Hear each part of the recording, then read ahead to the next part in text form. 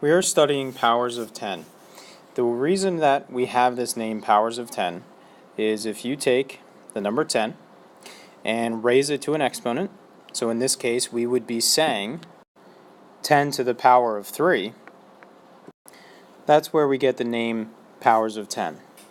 We can stretch this out. I know that it means 10 times 10 times 10, and that is going to equal 1,000. You may notice a pattern that the exponent will always determine the number of zeros. So powers of 10 can be considered the exponent version or the standard form version. Both are powers of 10. When we multiply by powers of 10, there is a strong, distinct pattern that we can use to easily mentally figure out our answers.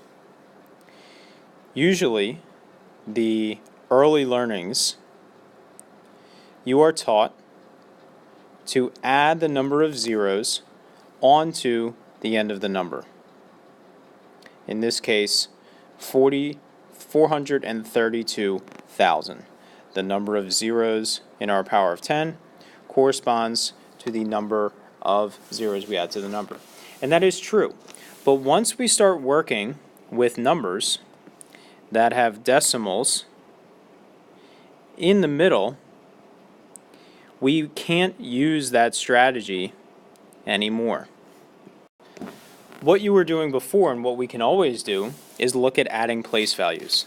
The number 432 has a decimal point there to determine that the 2 is in the ones. What we are doing, instead of thinking about adding 3 zeros, we are adding a place value for each zero that we have.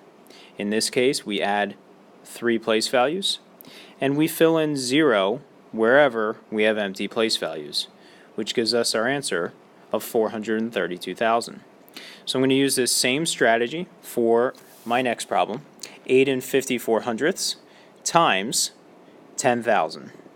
I can see that there are 1, 2, 3, 4 zeros, so I'm going to add 4 place values to my original number.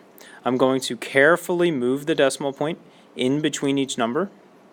Once I leave the middle of the number, I'm going to carefully add 1 place value at a time.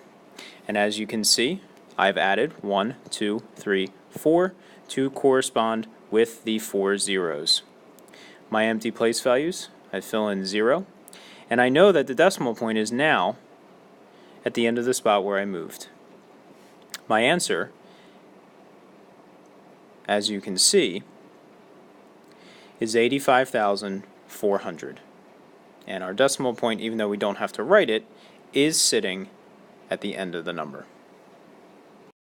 For our next example, you can see that we have a extended decimal. I'm going to count my place values: tenths, hundredths, thousandths, 10,000ths, 100,000ths. So I know that it is 72,439 100,000ths. That would be the way to pronounce the number.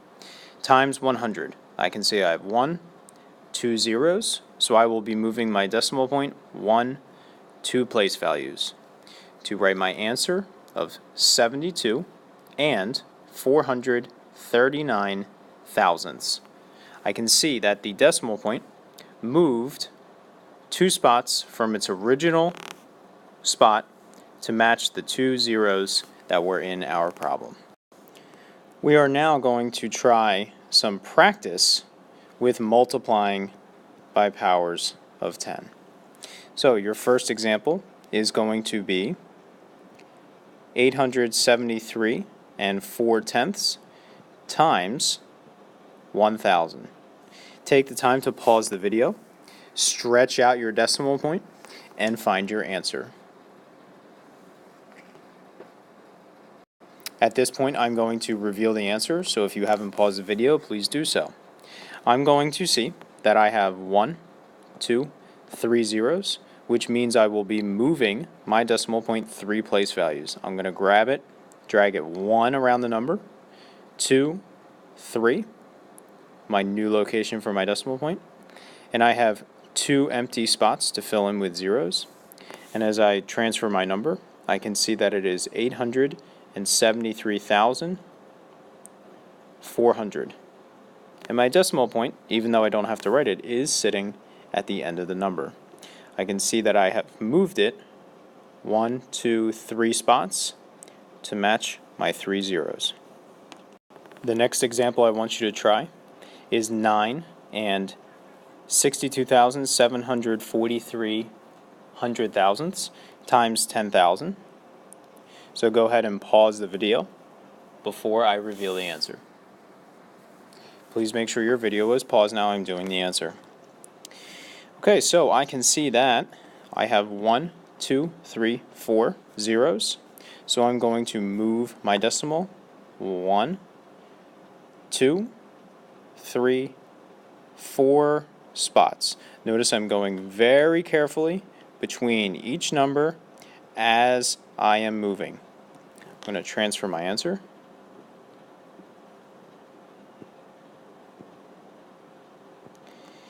$96,274 and 3/10 is my answer.